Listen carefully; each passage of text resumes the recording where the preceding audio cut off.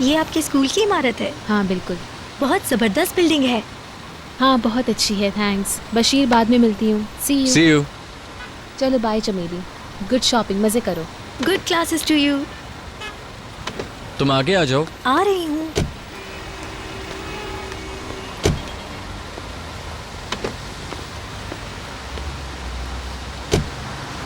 अब मैं किसी लेडी की तरह पिछली सीट पर नहीं बैठूंगी। कहाँ हो तुम? कितने दिन बाद मिली हो और कैसी हो तुम? फाइन।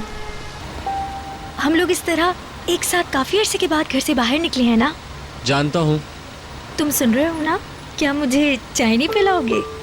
क्यों नहीं, जरूर।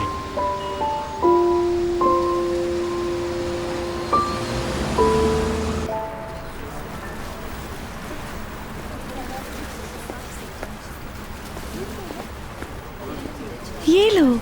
मेरे लिए? वाकई? ये रखो, ये तुम्हारे लिए है। You are great. Thank you. लड़कियां तुम्हें बड़ी चीजें देती हैं। वो लोग जेलस हो रहा है। लड़कियां इस तरह बेवकूफ नहीं बनती। अच्छा, हम लोग चलते हैं। मैं ये खत्म करके आता हूँ।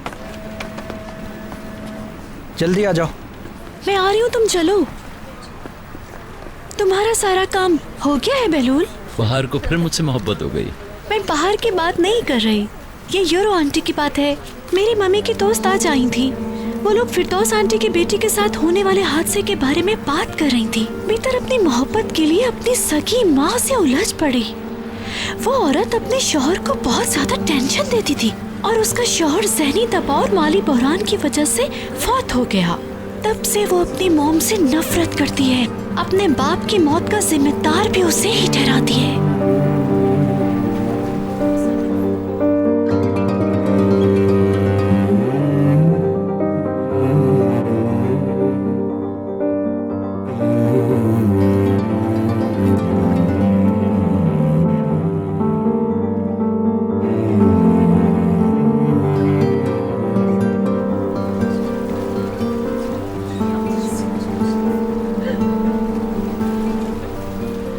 हो सकता है अब उनमें सुलह हो गई हो।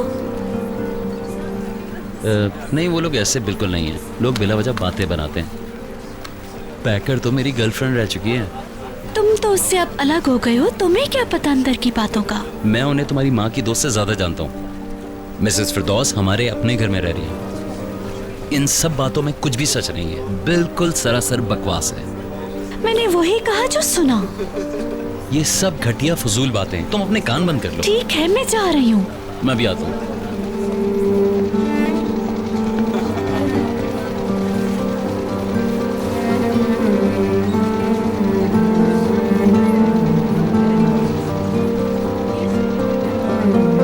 हमने अच्छी और करामत अशिया अलग कर ली हैं। बाकी चीज़ें हम फरोख्त कर देंगे, यही सोचा है। मैं आपकी बात समझ गया, मगर तमाम असासों की छानबीन के लिए मुझे अपने माहिरीन की खिदमत हासिल करनी होगी, जिसके लिए मुझे कुछ वक्त चाहिए होगा। हाँ कर ले, सारा फर्नीचर कीमती है, मगर हम उनमें से एक दो को अपने पास रखेंगे। नीलामी की बातें हर कोई कर रहा है। हर शख्स ये पूछ रहा है कि तुम लोगों का अज़दहा कहाँ है। हैरत की बात है, कुछ ऐसी चीज़ें भी हैं जो ज़ाहिर है हम रखना चाहेंगे अपने पास।